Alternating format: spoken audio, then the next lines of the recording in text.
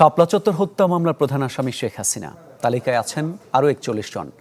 মামলার প্রতিবেদন হাতে পেয়েছে প্রসিকিউশন কার্যালয়। চিফ প্রসিকিউটর জানান, এখন পর্যন্ত ৬১ জনের মৃত্যুর তথ্য মিলেছে। পরিচয় শনাক্ত করা গেছে ৫৮ জনের। ২১ জুলাই দাখিল করা হবে আনুষ্ঠানিক অভিযোগ।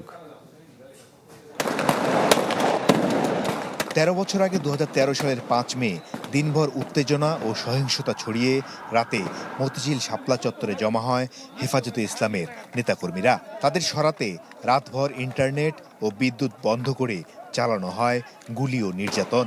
রক্তাক্ত হয়ে ওঠে শাপলা চত্বর ও আশপাশ। ২৪-এর ৫ আগস্ট ক্ষমতার পট পরিবর্তনের পর এ ঘটনায় হেফাজতের পক্ষ থেকে অভিযোগ দাখিল করা হয় আন্তর্জাতিক অপরাধ ট্রাইব্যুনালে। টানা কয়েক মাস চলে তদন্ত। অবশেষে চিফ প্রসিকিউটরের হাতে প্রতিবেদন জমা দিয়েছে তদন্ত সংস্থা। এতে ৬১ জনের নিশ্চিত মৃত্যুর তথ্য মিলেছে, আর শনাক্ত হয়েছে ৫৮ জন। আর আসামির তালিকায় আছেন শেখ হাসিনা, সাবেক সেনাপ্রধান আজিজ, সাংবাদিক মোজাম্মেল বাবু, ফারজানা রূপা, শাহরিয়ার কবির, হাসানুল হক ইনু, তৎকালীন পুলিশ ও র্যাব প্রধান সহ ৪১ জন। শেখ হাসিনার বিরুদ্ধে প্রাথমিক প্রতিবেদন পাওয়া গেছে। সেখানে পুলিশ প্রধান, বিজিবি প্রধান সহ এরকম কয়েকজন, আমরা মোটা দাগে বলতেই পারি যে তাদের বিরুদ্ধে একটা খসড়া রিপোর্ট এসছে। সেটা আমরা যাচাই বাছাই করে দেখব। আমরা প্রায় ৬১ জনের একটা তালিকা আমরা পেয়েছিলাম, কিন্তু আমরা ৫৮ জনকে আমরা আইডেন্টিফাই ইতোমধ্যে আমরা করতে পেরেছি।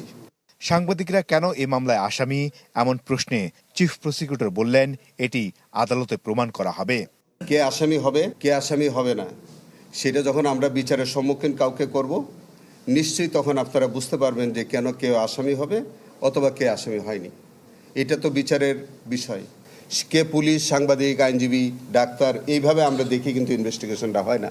রোববার হেফাজত নেতারা ট্রাইব্যুনালে আসেন শাপলা চত্বরে হামলার অভিযোগের অগ্রগতি জানতে। তারাও এ তদন্ত প্রতিবেদনে সন্তুষ্টির কথা জানিয়েছেন।